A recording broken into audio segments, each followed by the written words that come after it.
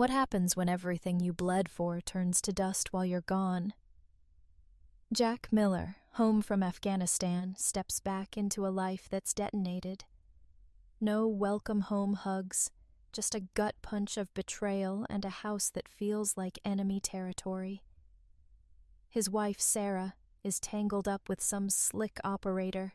His kid, Adam, is vanished, and the war back home is way more brutal than anything he faced overseas. But Jack's not wired to fold. As the lies peel back, he's plunged into a raw fight to snatch back his family, stare down some serious heat, and piece together the wreckage of his life. This ain't just survival. It's a damn war for redemption, for justice, and for the unbreakable bond between a father and his son. Jack Miller froze on the sidewalk, staring at the brownstone that was supposed to be his safe zone. The duffel slung over his shoulder felt feather light compared to the ton of bricks in his chest. 17 months he'd carried the weight of war, and for what? He gripped the bag strap, knuckles white, eyes locked on the flickering porch light. Something was off, a vibe that screamed wrong even before he could put his finger on it. A stab of pain in his side, a ghost reminder from some Afghan mountain, told him to take it easy. But this wasn't about physical pain. This was soul deep. He was home. Months of grit and grind, the thought of Sarah and Adam had been his North Star in the blackness. Now, standing on the edge of the reunion he'd bled for, a cold fist of dread clamped around his gut. He shoved open the front door, the groan of the hinges ripping through the silence like a warning. The air inside hit him like a wall of cheap cologne, a stench that had no business in his house.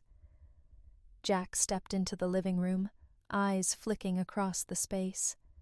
Furniture rearranged, blank patches on the walls where family photos used to hang. It was like someone had scrubbed his life clean.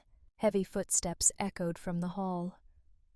A guy, built like a linebacker, shirtless and oozing cockiness, swaggered into the room. Smug grin plastered on his face, confidence that made Jack's blood boil. Later, he'd learn the guy's name was Rick. "This is my place now," Rick drawled, arms crossed, blocking the hallway. "You need to bounce before I call the cops." Shock ripped through Jack's mind. "Who the hell are you?" he bit out, voice tight with disbelief and rage. Soft footsteps on the hardwood pulled his gaze to the back of the house. Sarah appeared, draped in a silk robe, eyes widening for a split second in surprise. But the flicker vanished, replaced by a mask of ice. "You're back. Early," she said, flat, emotionless. "Jack, you don't live here anymore. Rick's right. If you don't leave, we'll call the cops." Her words landed like a physical blow, but one thought hammered through Jack's brain. "Where's Adam?" he demanded, voice shaking. "I need to see him." "Too?" For a heartbeat, guilt flickered across Sarah's face, then gone. "Adam's not here," she snapped, tone sharp. "He got into some trouble, left town months ago. I don't know where he is." The revelation was a sucker punch, harder than anything he'd taken in combat. Jack stared at her, then at Rick, his mind reeling from the raw betrayal. Rick's smirk was pure poison. Sarah's icy stare cut deeper than any shrapnel. Years of training kept Jack from exploding. Without a word, he turned and walked out.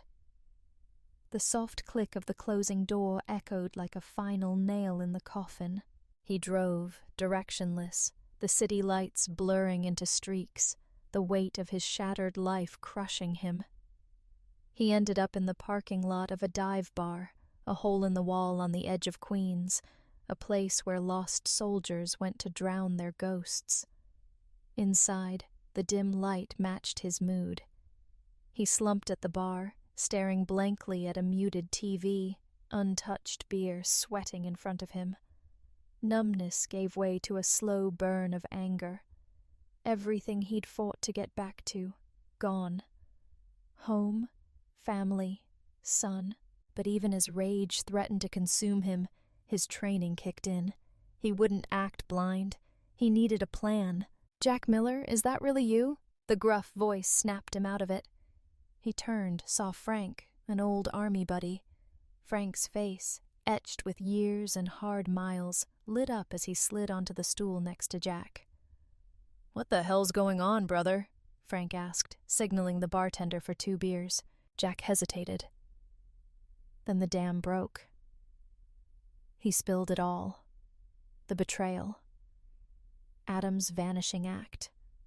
The gut-wrenching loss. Frank listened, face darkening with each word. "You've been played, Jack," Frank said, voice grim. "If Adam's gone, this is bigger than just your wife shacking up with some loser. Let me help you find him." A spark of hope flickered in Jack's darkness. "You'd do that?" "Damn right," Frank said, no hesitation. "We take care of our own. First, we find Adam. Then, you deal with Sarah and Mr. Slick. But your son comes first." Jack nodded, a hard resolve settling in.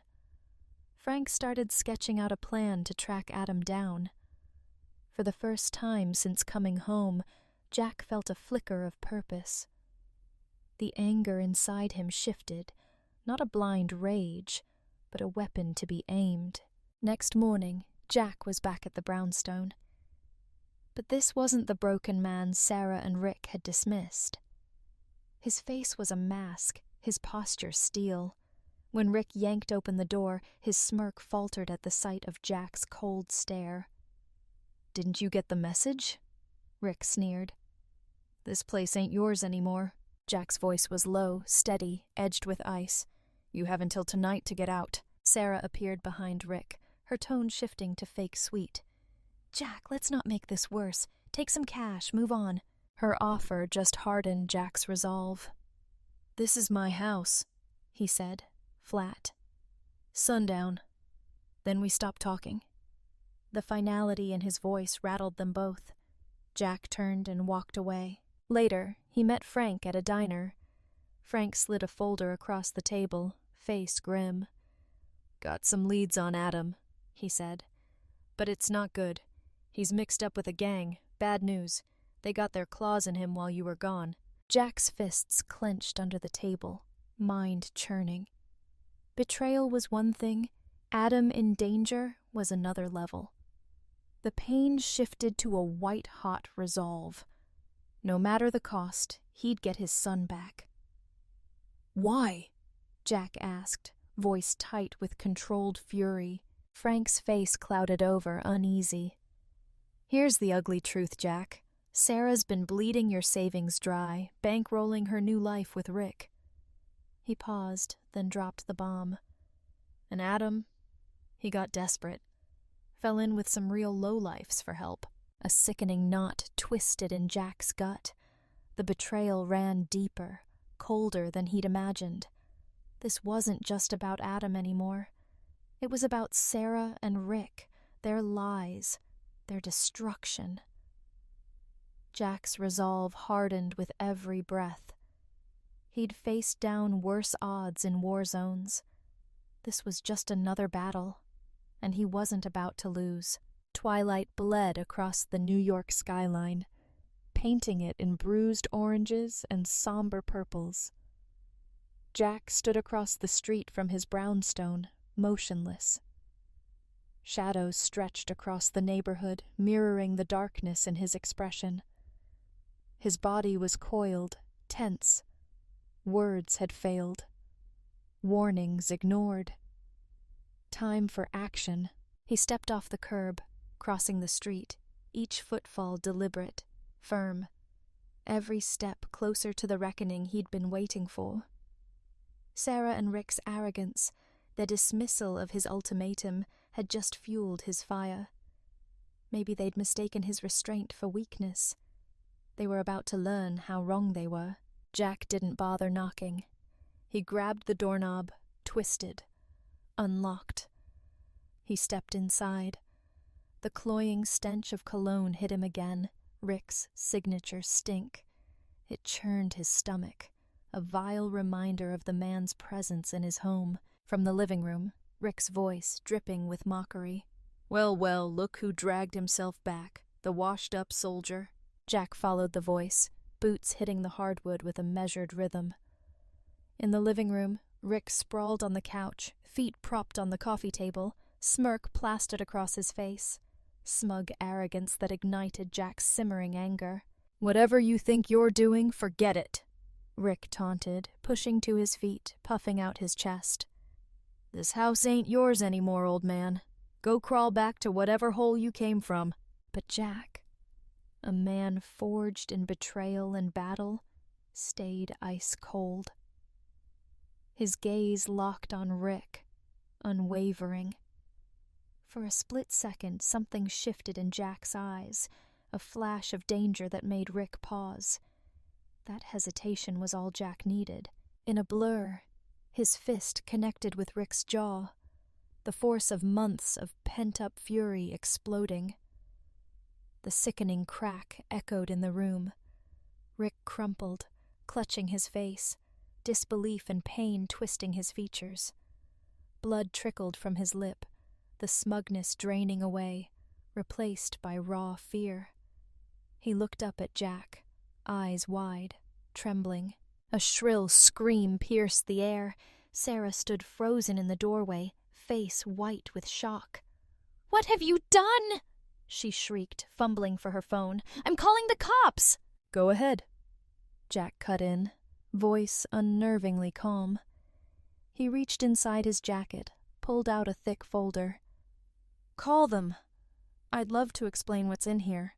Sarah's hand faltered, phone hovering midair. "What is that?" she whispered, voice shaking. "Evidence," Jack said, flat. "Every cent you stole, every dollar you funneled to him." He jerked his head at Rick, groaning on the floor. "And let's not forget your neglect, how it drove Adam straight into the arms of a gang." Sarah's face went ashen. Her phone slipped from her fingers, clattering to the floor. "You can't do this," she whispered, voice breaking. "You can't just ruin everything." Jack's expression remained impassive. She'd had her chance to walk away. She made her choice. "You already ruined it yourself," he said, icy, turning his back on her. "Now live with it." Ignoring Sarah's sobs and Rick's whimpers, Jack walked out. The house behind him felt hollow, a tomb of betrayal. On the porch, he inhaled deeply, refocusing. The real battle was ahead. Somewhere out there, Adam was waiting, and Jack was coming for him. The crumbling tenement loomed before him, a monument to decay and despair.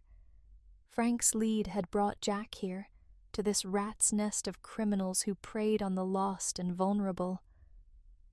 Within these walls, the gang that had ensnared Adam thrived, exploiting broken kids for their dirty work.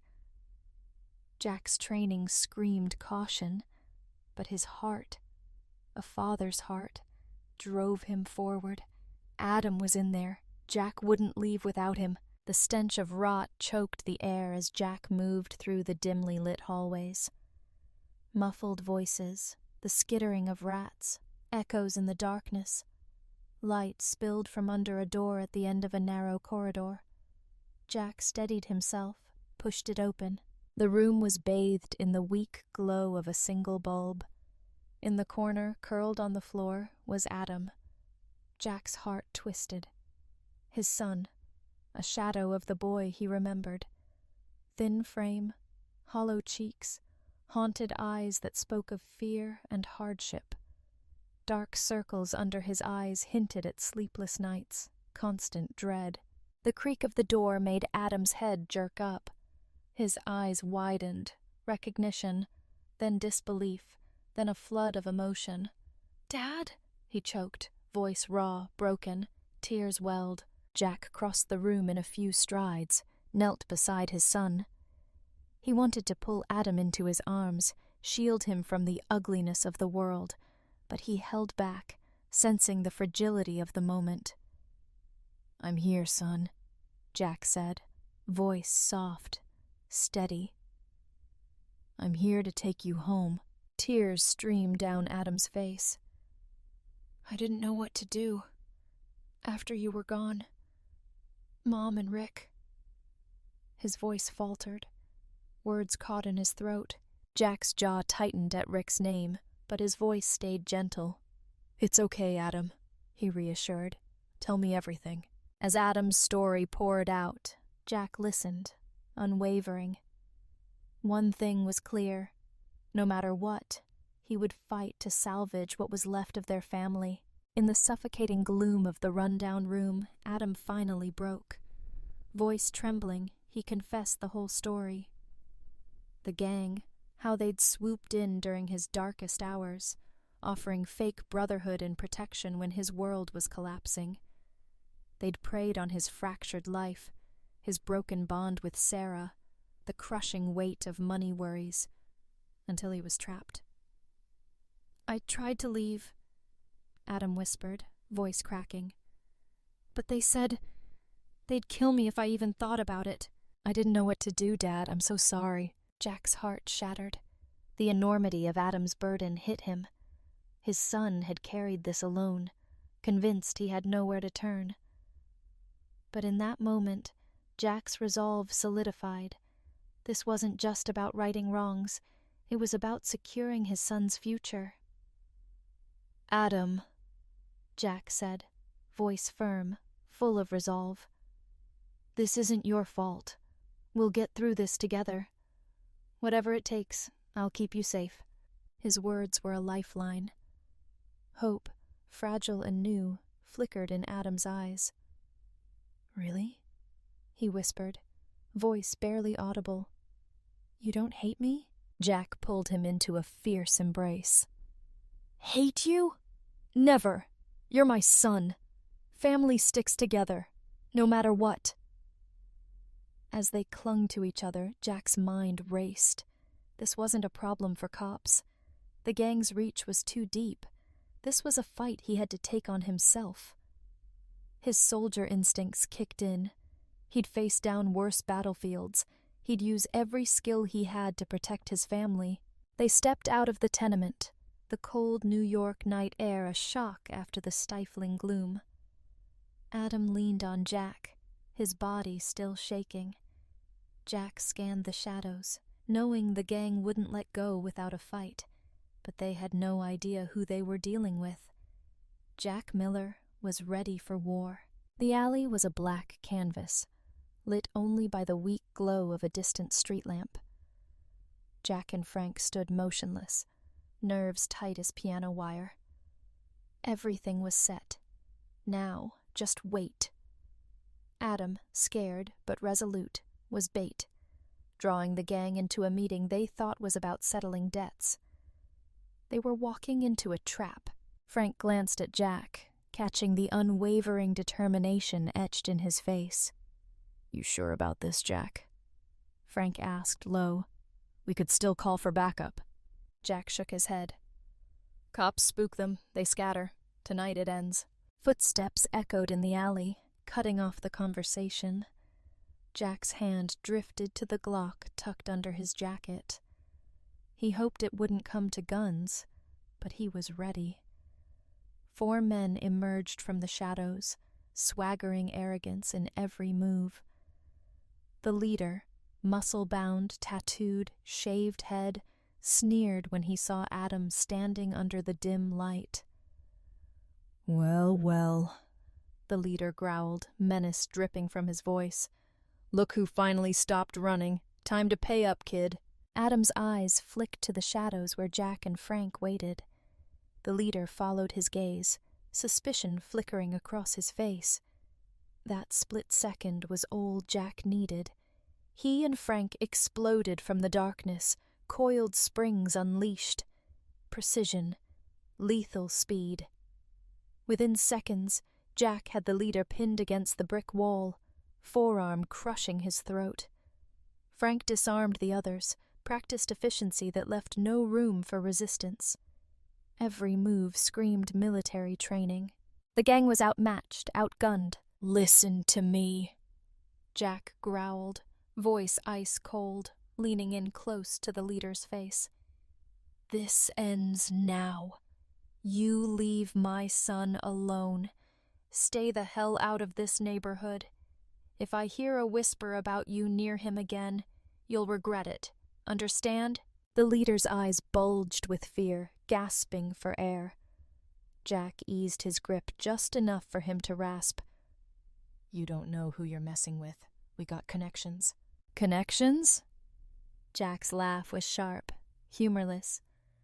He nodded to Frank, who pulled a thick envelope from his jacket, held it up for the gang to see. "In here," Jack continued, voice dangerously calm. "Every detail of your little operation. Drug deals, extortion, recruitment. We got it all. And friends in law enforcement who'd love to take it from here. So here's the deal. You disappear. Forget Adam, forget this neighborhood. Stay gone. Otherwise, next time we meet, you won't walk away." Jack stepped back. The leader slumped against the wall, rubbing his bruised throat, glancing at his crew, now subdued, weaponless. His bravado crumbled. "This ain't over," he muttered, but the tremor in his voice betrayed him. "Oh, it's over," Jack said, cold finality. "Unless you want to find out what two angry vets can really do." After a long, tense moment, the leader jerked his head, motioning his men to back off. Their cocky swagger gone, they melted into the darkness. Adam stepped out of the shadows, relief and disbelief in his eyes. "Is it really over?" he asked, voice shaking. Jack put an arm around his son's shoulders. "It's over, son. They won't bother you again." Frank clapped Jack on the shoulder, grin breaking through the tension. "Remind me never to get on your bad side, brother." Jack managed a faint smile as the adrenaline faded. "Couldn't have done it without you, Frank." But deep down, Jack knew the fight wasn't truly over. He'd dismantled the immediate threat, but his love for Adam meant he'd always be ready to fight for their safety, whatever it took. He'd endured every challenge, pushed past fear and pain, driven by the hope of family. Now, surrounded by the wreckage of his life, he faced a brutal truth. This was his reward for everything he'd sacrificed. Yet, even as frustration and anger surged, his training took over. Stay calm, assess, plan. When their chance came, Sarah stood tall, quiet determination radiating from her. "Your Honor," she began, voice steady, firm. "The opposing counsel's argument isn't just a misrepresentation. It's an insult to every person who's ever served this country." She placed a thick folder on the table, the evidence that had been the heart of Jack's fight against Sarah and Rick. He wasn't alone in this battle. Leaving the courthouse through a side door, Jack felt a weight lift.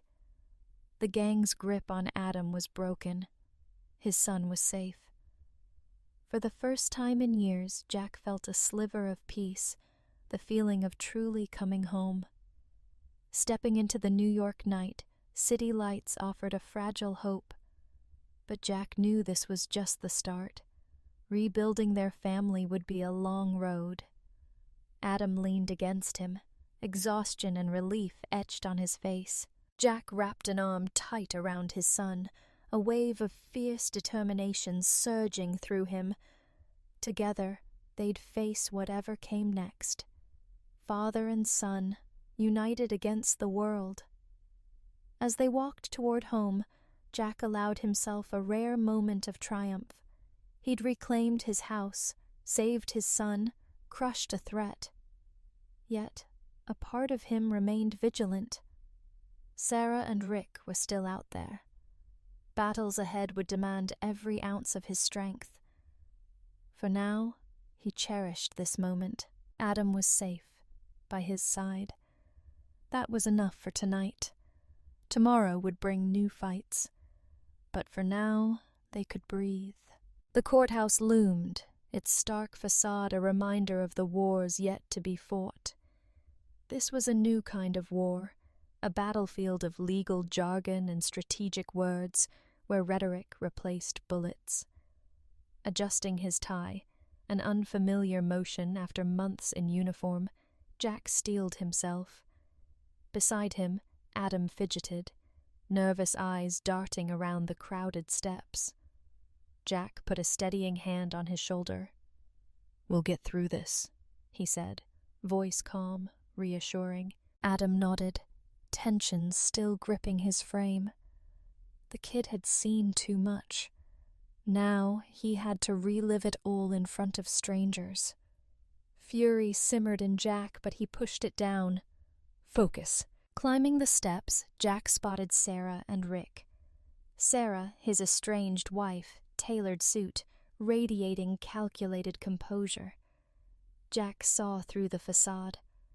Rick stood behind her, subdued, smirk gone, replaced by a stillness, a faint bruise on his jaw, a souvenir from their last encounter. Sarah's eyes met Jack's, a flicker of regret, maybe fear, before she turned away, mask snapping back into place. She murmured to her lawyer, slick, polished, oozing money, then disappeared inside. The courtroom buzzed. Familiar faces filled the benches. Neighbors, old friends, even some of Adam's teachers. Word of the Miller family's chaos had spread, drawing spectators eager for the drama. Judge entered. Trial began. Jack braced himself. Sarah's lawyer wasted no time, painting Jack as the villain. "Your Honor," he began, voice smooth, oily, "my client, Mrs. Miller, has suffered immensely. Her husband, who abandoned his family for months, returned from war unstable, aggressive." Sarah's lawyer, sharp, no nonsense, had warned him this was coming. They'd twist his service, his sacrifice, into weapons against him. Jack kept his face blank, though anger simmered. Lawyer pressed on. "We seek half of all marital assets, including the family home, Mr. Miller's military pension. Furthermore, we argue Mr. Miller is unfit to parent due to prolonged absences, recent violent behavior." Adam tensed, outrage clear. Jack squeezed his shoulder, reassuring. Their turn would come. As the lies piled up, Jack's mind drifted back to battlefields, both overseas and inside himself. He remembered why he was here. For Adam, for truth, for justice. Sarah rose to speak, her words a clarion call. "Your Honor, we present evidence of Mrs. Miller's infidelity, financial recklessness, neglect of her child during Mr. Miller's deployment." Methodically, she laid out their case. Jack watched the judge, noting subtle reactions.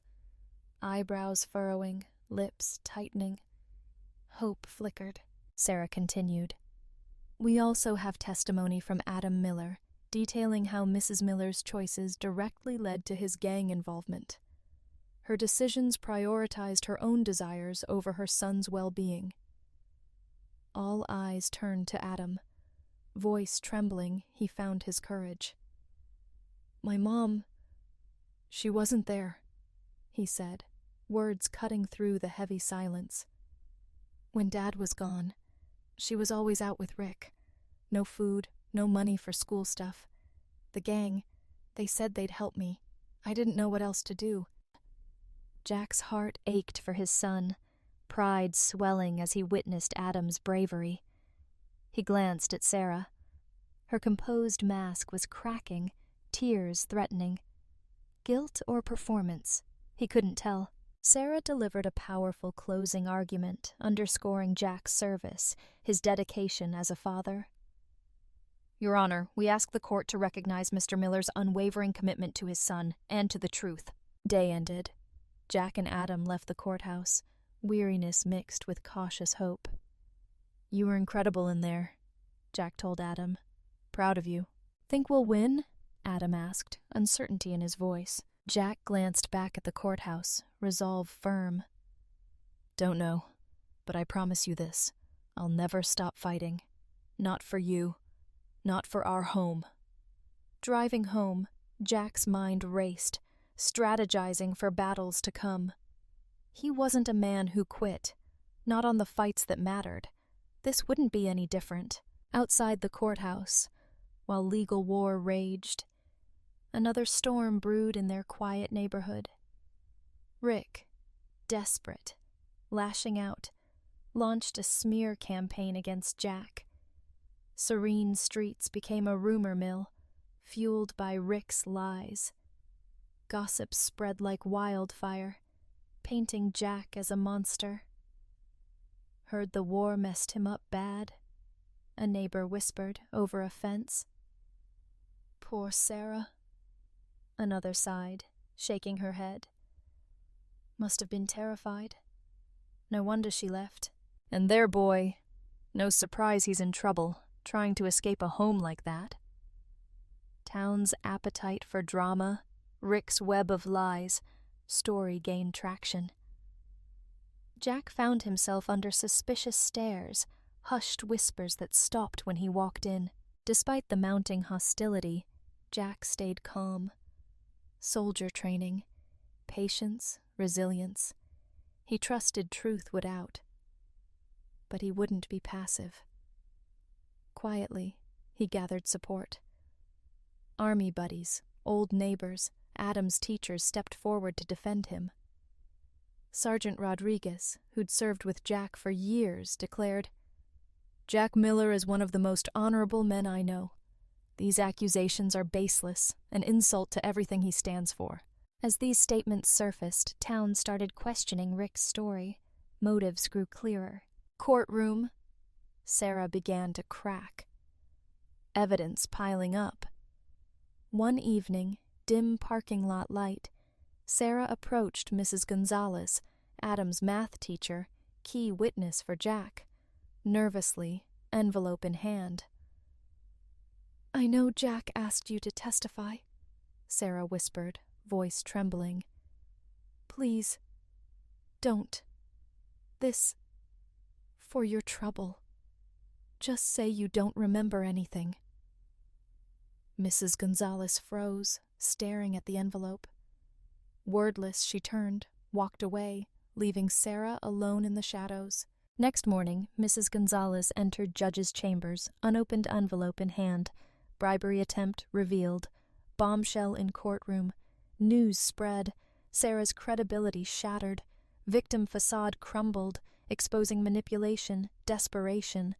Rick, sensing fallout, tried to bail, but his lies were under fire too. Town that had believed him turned just as fast. Cross-examination. Sarah unraveled. Explanations incoherent, lies transparent. Lawyers' attempts futile. Watching her fall apart, Jack felt no triumph, just sadness. Beside his dad, Adam leaned close. "Is it over, Dad?" he whispered. Jack put an arm around him. "Almost, buddy, almost." Session adjourned. Jack stepped out. Crowd's mood shifted. No cold stares. Nods of support, encouraging words. "We're with you, Jack," Mr. Peterson, elderly neighbor, called out. "Show them what integrity looks like." Jack nodded, heart swelling. These were his people. Driving home, Jack felt cautious optimism. Battle not over, but brighter future visible. Rebuilt life on truth, trust. Courtroom electric. Final ruling day. Jack calm, Adam beside him. Across aisle, Sarah, defeated. Rick gone. Fled town after bribery scandal. Judge entered. Solemn voice. "In the matter of Martinez versus Martinez, court reviewed all evidence. Testimony." Adam's small hand slipped into Jack's. Silent bond. Court finds plaintiff, Justin Martinez, provided compelling evidence of Mrs. Martinez's infidelity, financial misconduct, neglect of parental duties. Murmur in courtroom, Jack stoic, heart racing. Judge continued. Attempted bribery of witness, grave offense, conclusively proven, custody of minor child, Adam Martinez, awarded to father, Justin Martinez. Mr. Martinez retains full ownership of family home, assets. Mrs. Martinez's claim to military pension denied. Adam gasped. Grip tightened. Judge's final words, no ambiguity. Investigation into Sarah's misconduct, bribery, potential criminal charges. Courtroom silent, Sarah's quiet sobs. Jack felt immense relief, not victory. Justice served. Court adjourned. Jack turned, hugged Adam tight. "It's over, son," he said gently. Burden lifted. First time in years, Jack looked ahead. Hope. Rebuild life together. Future free of lies, betrayal, built on trust, love. We succeeded. Courtroom emptying, Jack's gaze caught Sarah, lawyer leading her away. Eyes locked, fleeting moment. Weight of her choices crashed down. Confidence, lies, fragile mask, all gone. Tears in Sarah's eyes disappeared through side exit, leaving Jack's life as abruptly as she'd broken it. Outside, small crowd gathered, word spread. Jack, Adam emerged. Cheers, congratulations. "You did it, Jack," Mrs. Peterson called, face pride, emotion. "You showed us real courage." Jack nodded, heart swelling. These were his people. Crowd thinned. Jack. Adam walked to car. Road ahead clear. No betrayal. Doubt. "What happens next, Dad?" Adam asked, driving away. Jack glanced over, seeing young man, not scared kid. "We go home," Jack said, gentle smile. Quiet drive, lost in thought. Pulled into driveway, house now theirs. Jack felt deep calm, satisfaction. Porch steps, hand on Adam's shoulder. Paused, taking it in. Home, Haven reclaimed. "You know," Jack began softly, "overseas, this place, dream of coming back to you, kept me going, coming home to family, didn't exactly happen like I pictured." Voice caught. Adam turned, steady gaze. "But we're here now," he said, firm, finishing thought. Jack nodded, grounded by son's words. This is where our story truly begins. Days after, new rhythm. Painted walls, moved furniture, erased. Sarah, Rick.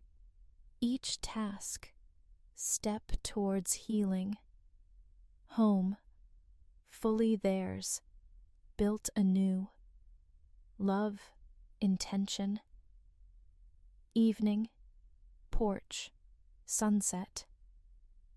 Adam broke silence. "Dad?" he asked, hesitant. "Are you happy?" Jack considered, eyes scanning familiar street, once distant. Battles fought, strength gained, future wide open. Smile spread across his face, turned to Adam. "Yes," he said, conviction. "I am. We have each other. We have our home. That's all I need." Adam's face lit up, mirroring his. "Me too, Dad. Me too." Sun dipped below horizon. Jack Miller felt overwhelming peace. Wars fought. Foreign soil, home, left marks. Symbols of survival, resilience. Emerged stronger. Not just endured, flourished. Fight over. Won something greater than verdict. Rebuild lives together. Greatest victory of all. My friend. End of story. Like story, royal like, subscribe channel, force be with you.